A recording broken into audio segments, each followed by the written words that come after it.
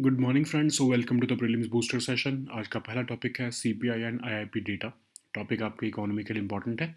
Ministry of statistics and programme implementation ने जो release time होता है रिटेल इन्फ्लेशन का, जिसको हम सीपीआई कहते हैं, और फैक्ट्री आउटपुट डेटा का, जिसको हम आईआईपी कहते हैं, वो 5:30 की बजाय अब 4 बजे कर दिया है। और हर महीने की 12 तारीख को जो है अब ये रिलीज़ हुआ करेगा। ठीक है, तो हर महीने की 12 तारीख को वैसे भी रिलीज़ होता है, बट पहले वो 5:30 बजे होता था, अब उसको 4 बजे रिलीज़ किया जाएगा। इसको अलाइन किया जा रहा है जो आपकी मार्केट्स चलती हैं, फाइनेंशियल मार्केट्स, उसके क्लोजिंग टाइम के आसपास से। ठीक है, तो कंज्यूमर प्राइस इंडेक्स पहले हम समझते हैं क्या है। वो रिटेल इन्फ्लेशन को मेजर करता है, कुछ price of goods and services को ट्रैक करके, जो कि रिटेल पॉपुलेशन हमारी कंट्री में कंज्यूम करती है। तो नेशनल स्टैटिस्टिकल ऑफिसर है वो इसको हर महीने रिलीज़ करता है सीपीआई डेटा को, और ये ऑल इंडिया लेवल पर और स्टेट्स और यूटीज़ लेवल पर सेपरेटली, रूरल, अर्बन और कंबाइंड लेवल पर निकाला जाता है। तो इस डेटा का जो बेस ईयर है वो 2012 है। कुछ अगर हम कैटेगरीज देखें तो food and beverages, clothing, housing, fuel and light, recreation, ये सब कैटेगरीज हैं। सीपीआई जो है कैलकुलेट किया जाता है 299 आइटम्स को कंसिडर करके। अब जो आईआईपी है, इंडेक्स ऑफ इंडस्ट्रियल प्रोडक्शन, ये मेजर करता है कि इंडस्ट्रियल प्रोडक्शन कितनी है। ठीक है, इसमें लैग हो सकता है, 6 हफ्ते तक का लैग आता है इसमें। ठीक है, जो एक्चुअल मेजरमेंट का टाइम है उससे 6 हफ्ते बाद वो पता लगती है ये आईआईपी। ओके, करंटली इसको भी 2011-12 का बेस ईयर लेकर इसको कैलकुलेट किया जाता है, और एनएसओ ही इसको भी रिलीज़ करता है। तो बेसिकली एक ये कॉम्पोजिट इंडिकेटर है हमारी ग्रोथ रेट ऑफ इंडस्ट्री को मेजर करने के लिए। तो 8 कोर इंडस्ट्रीज़ में जो है ग्रोथ को मेजर किया जाता है। ये 8 कोर इंडस्ट्रीज़ इसलिए इंपॉर्टेंट है क्योंकि लगभग 40% से ज़्यादा वेट ऑफ द आइटम्स जो आईआईपी में है ये उसको इंक्लूड करती हैं। ओके, सिग्निफिकेंस क्या है सीपीआई और आईआईपी डेटा की। सीपीआई से तो हमें जो है इन्फ्लेशन का पता लगता है ना, जो सेंट्रल बैंक हैं या गवर्नमेंट है वो सीपीआई डेटा के हिसाब से ही इन्फ्लेशन टारगेटिंग करती है। फिर आईआईपी जो है उससे हमारे को इंडस्ट्रियल प्रोडक्शन कितनी हो रही है इकोनॉमी में उसका पता लगता है, और industrial growth across 3 main sectors, mining, manufacturing, electricity, उसकी जो है ग्रोथ का हम इससे अंदाज़ा लगा पाते हैं। ओके, तो अब जो न्यू टाइम है, जो मेजर फाइनेंशियल मार्केट्स इंडिया में होती हैं उनकी क्लोजिंग टाइम के साथ उसको अलाइन किया जा रहा है ताकि और ज़्यादा ट्रांसपेरेंसी और एक्सेसिबिलिटी आ सके। जो न्यू टाइम है वो स्टॉक मार्केट की क्लोजिंग के साथ कोइंसाइड हो रही है, लेकिन एनालिस्ट का ये कहना है कि गवर्नमेंट बॉन्ड्स और जो फॉरेन एक्सचेंज की मार्केट हैं वो तो 5 बजे तक चलती हैं। तो मतलब एक तरह से उन पे फिर भी इम्पैक्ट आ सकता है। जब आप डेटा निकालोगे तो उससे जो ट्रेडिंग उस टाइम पर हो रही होगी मार्केट में उस पर इफेक्ट आ जाएगा। ठीक है, नेक्स्ट हम टॉपिक देखते हैं ओलंपिक्स 2036। ये टॉपिक आपके गवर्नेंस के लिए इंपॉर्टेंट है।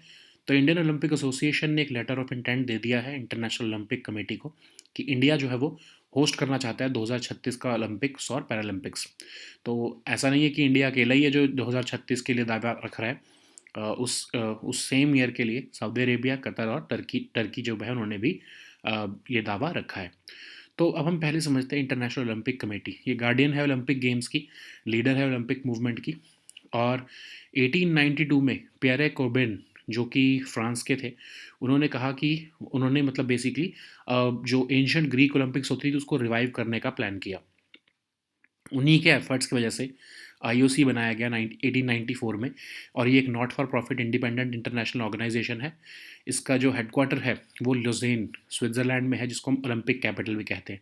ये पर्टिकुलर जो है फैक्ट आपके लिए इंपॉर्टेंट है प्रीलिम्स के लिए। ओके, तो आईओसी जो है उनके पास अथॉरिटी है कि वो ऑर्गेनाइज करते हैं मॉडर्न ओलंपिक गेम्स, चाहे वो समर हो, विंटर हो या यूथ हो। गवर्निंग बॉडी भी जो है ये नेशनल ओलंपिक कमेटीज़ की आईओसी ही होती है। ओके, अगर हम देखें कैसे सिलेक्ट किया जाता है होस्ट कंट्री को, एक ओलंपिक होस्ट इलेक्शन जो है वो क्लोज कोलैबोरेटिव पार्टनरशिप होता है आईओसी के बीच में और जो भी पोटेंशियल होस्ट है।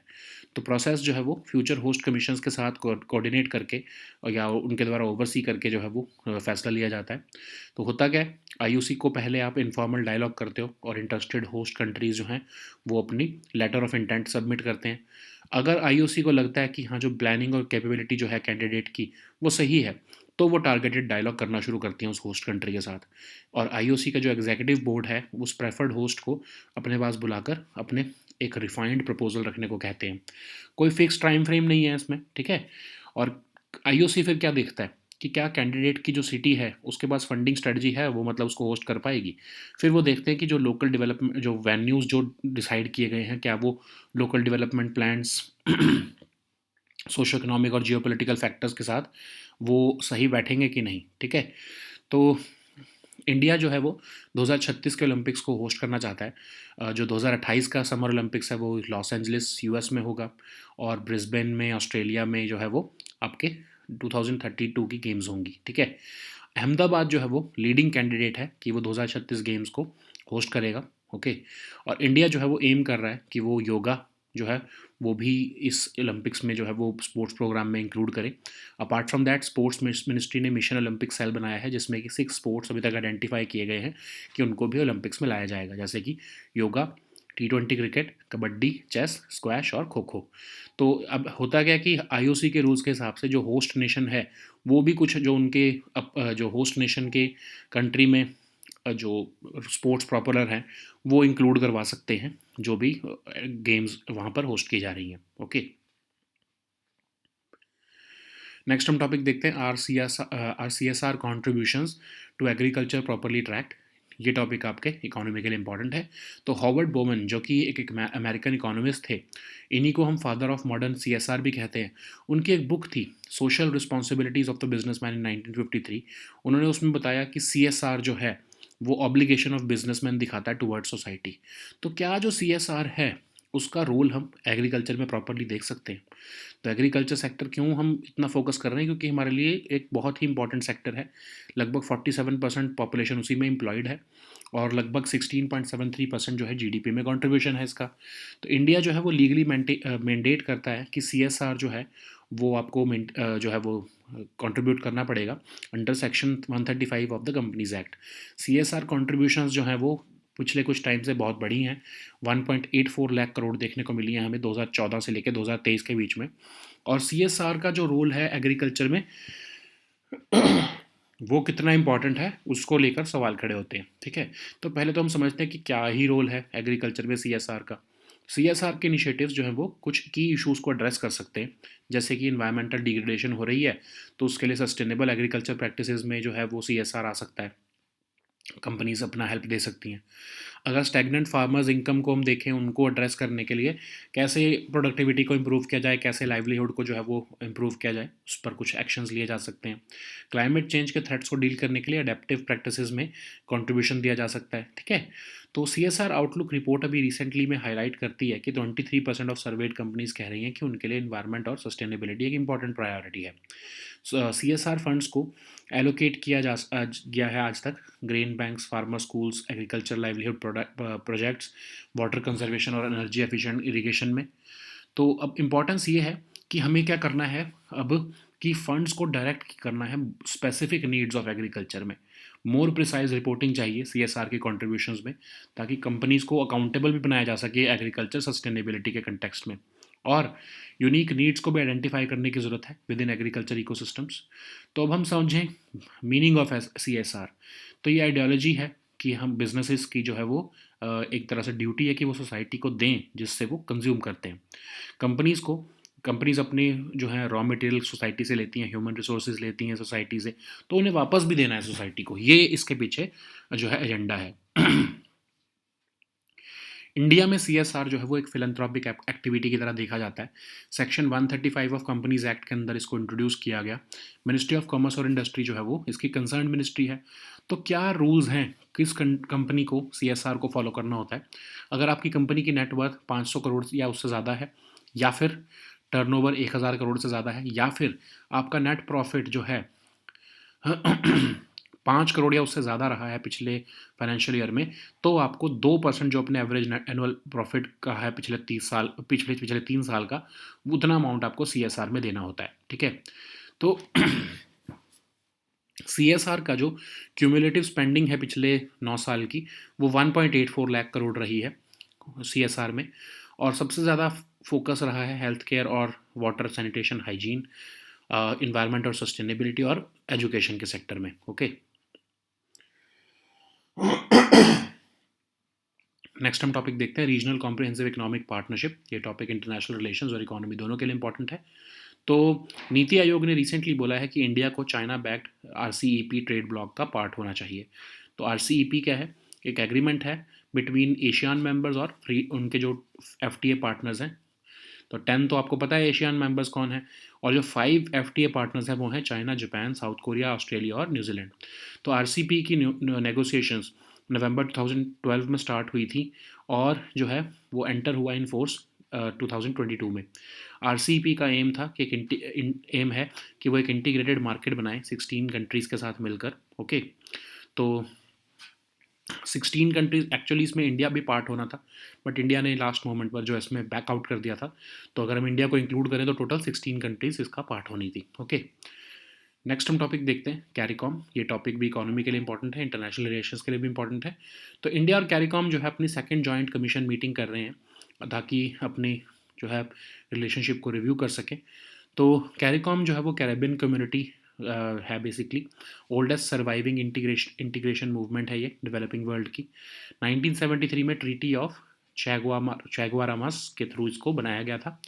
इकोनॉमिक इंटीग्रेशन करना और ये इंश्योर करना कि benefits of integration equally share किए जा रहे हैं, कोऑर्डिनेट करना अपनी फॉरेन पॉलिसी, ये इसके मेन पर्पसेस हैं। 15 इसके मेंबर्स हैं टोटल। चेयरमैनशिप जो है इस कम्युनिटी की हर 6 महीने में रोटेट होती रहती है। कैरिकॉम का सेक्रेटरीट जो है वो जॉर्ज टाउन गुयाना में लोकेटेड है। और 2007 में कैरिकॉम ने ऑफिशियली इनॉग्रेट किया कैरिबियन कोर्ट ऑफ जस्टिस, जो कि फाइनल कोर्ट ऑफ अपील है कैरिकॉम मेंबर्स के लिए। ओके जो रीजनल ट्रेड डिस्प्यूट्स होते हैं वो भी यही हैंडल करता है। नेक्स्ट हम टॉपिक देखते हैं मिलीमीटर वेव। ये टॉपिक साइंस एंड टेक के लिए इंपॉर्टेंट है। तो centre for development of telematics और Indian Institute of Technology Roorkee, इन्होंने एक एग्रीमेंट साइन किया है telecom technology development fund scheme के अंडर, ताकि वो डेवलप कर सके millimetre wave trans receiver 5G rural connectivity के लिए। तो मिलीमीटर वेव क्या है? इलेक्ट्रोमैग्नेटिक वेव्स होती हैं जिनकी फ्रीक्वेंसी 30 से लेकर 300 गीगाहर्ट्ज़ तक होती हैं, और इनकी वेवलेंथ 10 मिलीमीटर से 1 मिलीमीटर के बीच होती है।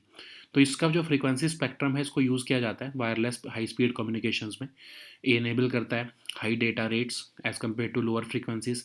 हायर फ्रीक्वेंसी रेंज जो है उसकी फिर हायर टॉलरेंस भी होती है बैंडविड्थ के लिए, और लेस लेटेंसी होती है इसमें क्योंकि हायर स्पीड्स और हाई बैंडविड्थ है। तो इसकी सिग्निफिकेंस क्या है रीसेंट एग्रीमेंट की? स्मॉल और मीडियम स्केल्स इंडस्ट्रीज जो हैं वो अपनी मैन्युफैक्चरिंग यूनिट्स इंडिया में ही लगा पाएंगी। अदरवाइज जो है उनको जो है आपके अर्बन सेंटर्स में कंसंट्रेट होना पड़ता है, क्योंकि वहाँ पर उनको कनेक्टिविटी की प्रॉब्लम नहीं होती है।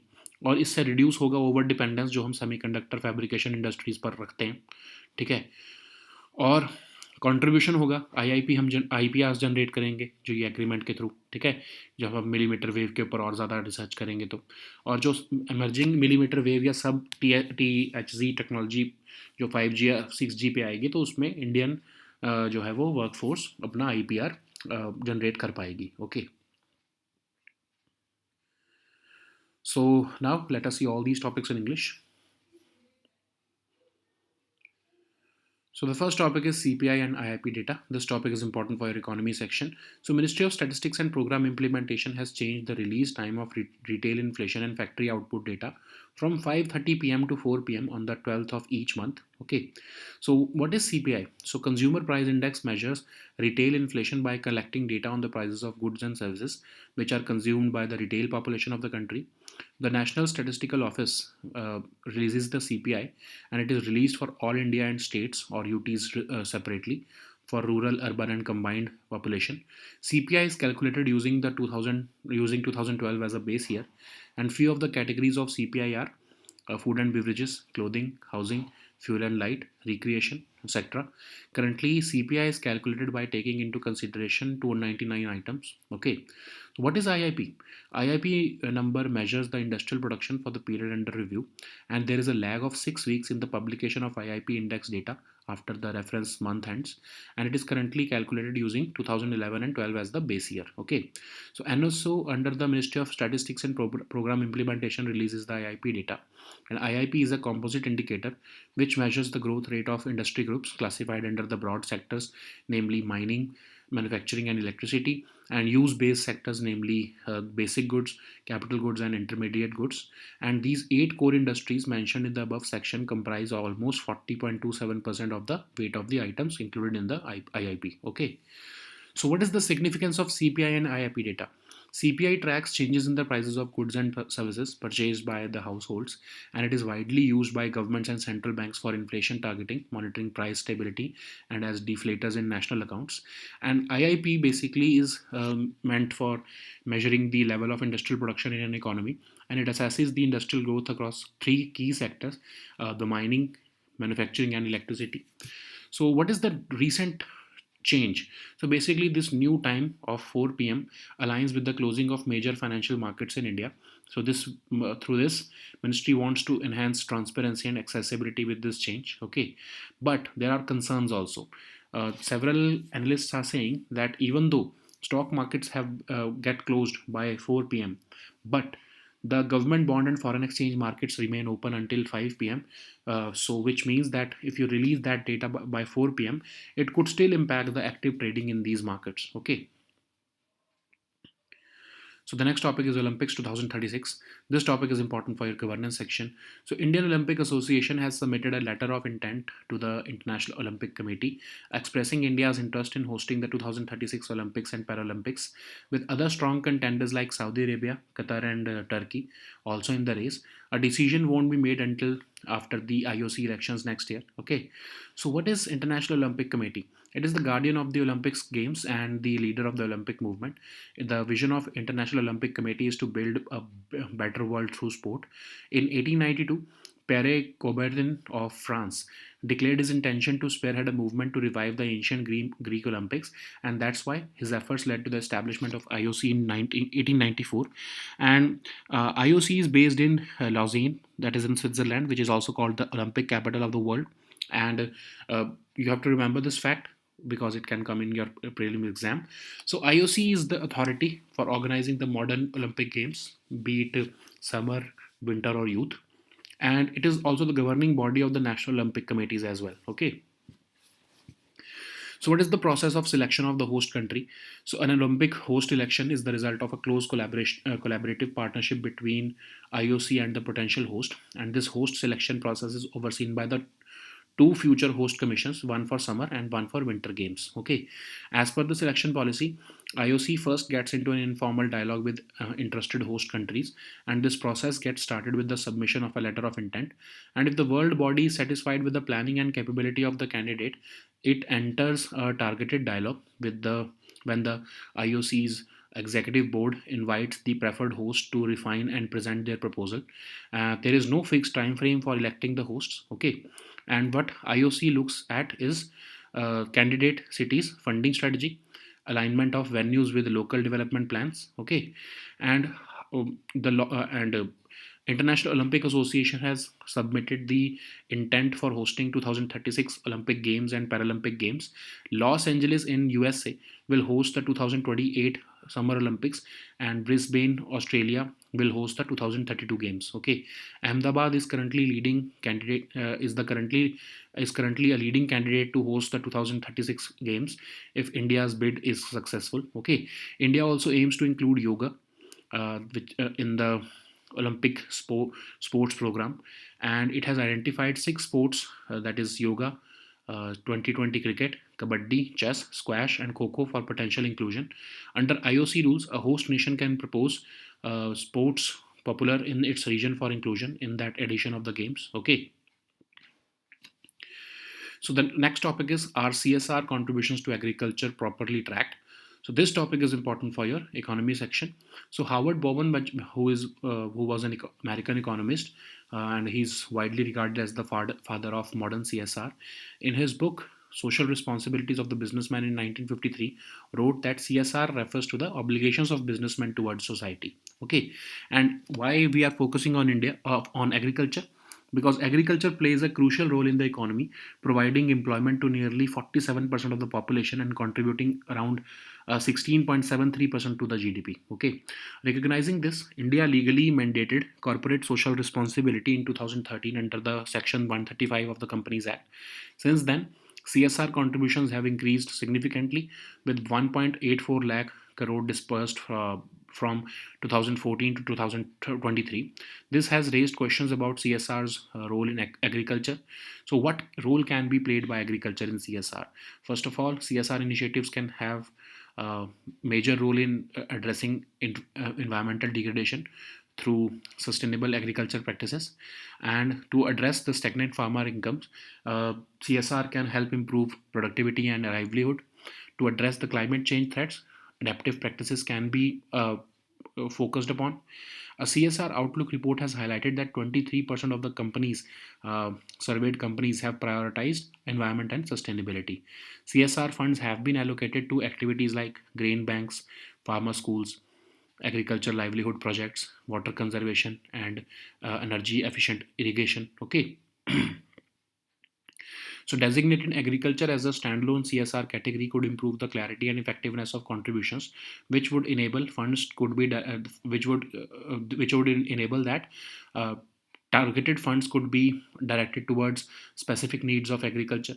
More precise reporting on CSR contributions can improve transparency and accountability, and identifying the unique needs within agriculture ecosystem would allow for targeted interventions as well. Okay, so what is the meaning of CSR?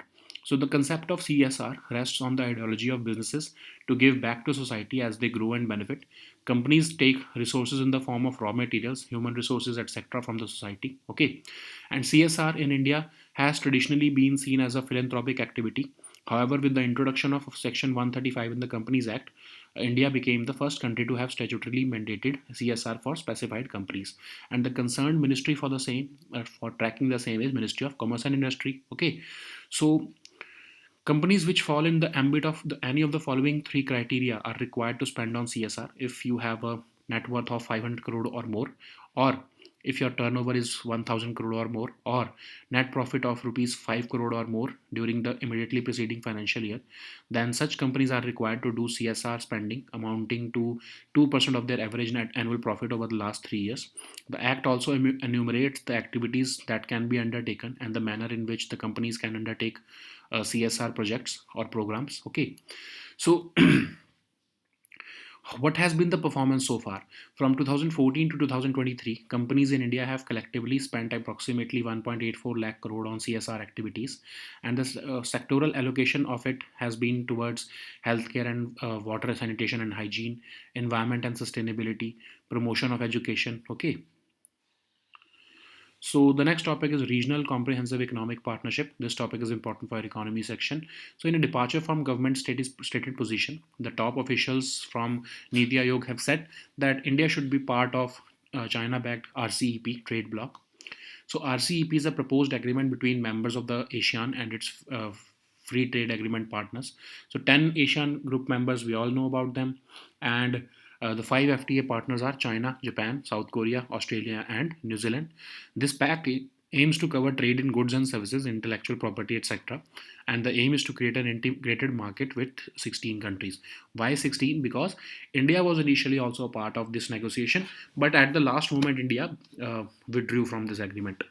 So RCP negotiations were launched in 2012, but it entered into force in 2022 only. So the next topic is CARICOM. This topic is important for economy and your international relations topic.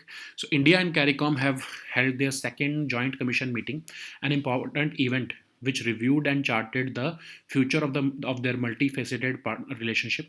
So CARICOM stands for Caribbean Community, and it is the oldest surviving integration movement in the developing world. So it is an organization of Caribbean countries and dependencies, originally established in 1973 by the Treaty of Chaguaramas. And the main purposes of CARICOM include promotion of economic integration and cooperation among its members, and to ensure that benefits of integration are equitably shared, and to coordinate foreign policy as well. So it has 15 members. Okay, and the chairmanship of the community is rotated every 6 months among the member countries heads. Okay, the CARICOM secretariat is in Georgetown, Guyana, and it is the principal administrative organ of the community.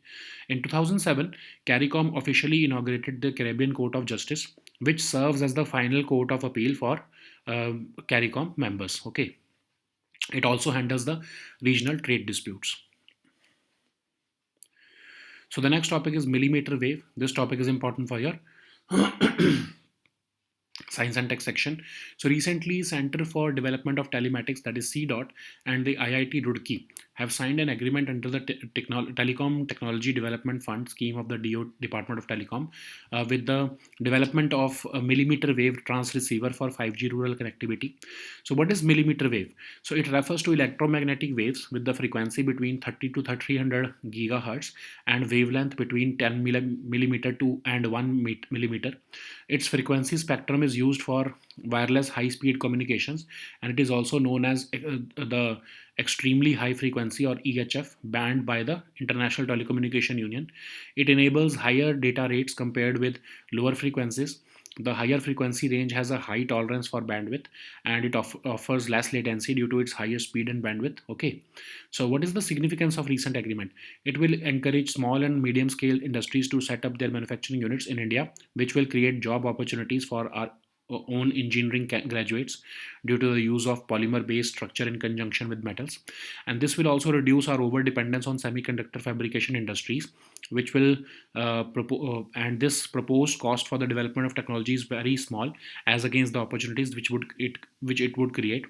The project would also contribute to generating IPR for us, and it will also develop a skilled workforce to support the emerging millimeter wave sub terahertz technology for 5G or 6G. Okay, so these were our topics for today.